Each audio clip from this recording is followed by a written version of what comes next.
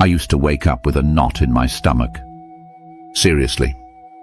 Before my eyes were even fully open, my mind would be hijacked by all the day's anxieties, the deadlines, the tough conversations, the never-ending to-do list. That feeling of dread was my alarm clock. But what if I told you that in just a few minutes each morning, you could build your own little sanctuary of calm? That's what this practice did for me, and today I'm going to show you exactly how I did it. For years, my mornings were a dead sprint from the moment I woke up. The first thing I'd reach for wasn't a glass of water or my glasses, it was my phone. I'd just flood my brain with other people's emergencies, the curated perfection on social media, and scary news headlines.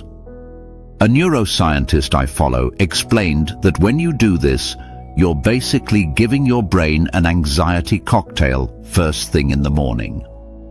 You're shocking it from a restful state straight into high gear, setting yourself up for a day of stress. And that's exactly how it felt. I was starting every day on the defensive, my nervous system already on high alert. I felt behind before I'd even gotten out of bed, my mind cluttered with thoughts that weren't even mine. This low-grade panic just became my normal. I was irritable, I couldn't focus, and I felt totally disconnected from myself. A peaceful morning felt like some luxury I couldn't afford, something for people with way less on their plates. I thought peace was something you had to find out there after you checked all the boxes. I had no idea it was something you could build right here, inside yourself, and that the morning was the perfect time to do it. My turning point wasn't some big dramatic movie moment. It was more like a slow burn of just being exhausted. It was realizing I was living my life on autopilot, constantly reacting to the world instead of actually creating my own day. The breaking point came on a totally ordinary Tuesday. I woke up, grabbed my phone like always, and saw an email that sent a jolt of anxiety through my entire body. I just sat there on the edge of my bed, heart racing, and I felt tired. So tired of feeling that way. I looked out the window at the soft morning light and thought, there has to be another way. The world outside was so still and quiet, but my inner world was a complete hurricane. In that moment, I decided to stop looking for peace outside of myself and start building it from within. I didn't really know what I was doing, but I made a promise to myself. I was going to reclaim the first hour of my day as sacred time, just for me. I decided to treat my mornings not as a chaotic launch pad for the day, but as a sanctuary to ground myself first. The very first rule I made for myself, and honestly, the hardest one, was this: no technology for at least the first 30 minutes of the day. It felt so strange at first, almost like I was missing a limb or something. But the silence was transformative. Instead of letting the world's chaos into my head, I started the day with my own thoughts for a change. This isn't about being anti-technology, it's about being intentional with your mental space. Your brain is like a sponge first thing in the morning. By avoiding screens, you give it a chance to wake up gently instead of being jolted awake. It creates this mental buffer for the rest of the day. This one small act of resisting the digital pull is the first step in taking your power back. It's a declaration that your inner peace is more important than any notification. You're choosing to connect with yourself before you connect with the world. After I'm finally out of bed, I walk to the kitchen.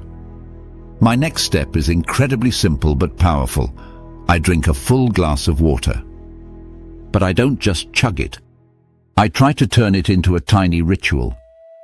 As I drink, I really focus on the feeling of the water hydrating my body. It's a small, simple act of self-care to start the day. Then, while the water settles, I do a simple breathing technique. One of my favorites is the 4-7-8 breath. You just breathe in through your nose for 4 seconds, hold it for 7, and then exhale slowly out of your mouth for 8. I only do it 3 or 4 times. This isn't just breathing, it's like a direct command to your nervous system to chill out. This kind of deep, controlled breathing activates what's called your parasympathetic nervous system, the rest and digest system. It's your body's built-in antidote to the fight or flight stress response. That knot in my stomach I told you about? This is what starts to untie it. Okay, so my mind is quiet, my body is calm, and now I sit for my stillness practice. For me, this is about 10 or 15 minutes of meditation. Now, if the word meditation makes you want to run for the hills, please hear me on this. It is not about emptying your mind. That's a total myth that stops so many people from even trying. Meditation is just about noticing your thoughts without judging them. Some days, my mind is all over the place, and I spend the whole time just gently bringing my focus back to my breath, over and over. Other days, I find these amazing moments of total stillness. The goal isn't perfection, it's just presence. And science actually backs this up. This daily practice has been shown to literally rewire the brain. It strengthens your prefrontal cortex, which is your center for emotional regulation, and it calms down the brain's stress centers. Right after I meditate, while I'm still in that quiet space, I set one simple intention for the day. This isn't a goal or a task, it's more like a theme. It might be something like, today I will be patient, or today I'll choose compassion over judgment. Setting an intention helps focus your brain on what you want to create, giving you a lens to see your day through. It helps you steer your day instead of just reacting to it. The final piece of my ritual is to anchor myself in gratitude. I have a small journal just for this, and every morning I write down 3 specific things I'm grateful for. They don't have to be huge. Some days it's, I'm grateful for the warmth of my comforter. I'm grateful for how my tea tastes. I'm grateful for the sound of the birds outside. This is more than just positive thinking. Research shows that consistently practicing gratitude can seriously reduce anxiety and make you feel more satisfied with your life. When you start your day focusing on what you have instead of what you don't, you just change your whole emotional outlook. You're training your brain to see the good that's already there. Finally, I try to connect with nature, even in a tiny way. Sometimes this is literally just stepping outside barefoot onto the grass for a minute. Some people call this earthing, and it's said to help ground your energy. On other days, it's just standing by an open window, feeling the morning air on my skin and soaking up some sunlight. This little act reminds me that I'm part of something way bigger than my own worries, and it brings me right back to the present moment. Starting this routine didn't magically make all of life's problems disappear. I still have stressful days and moments of anxiety. But the difference is night and day.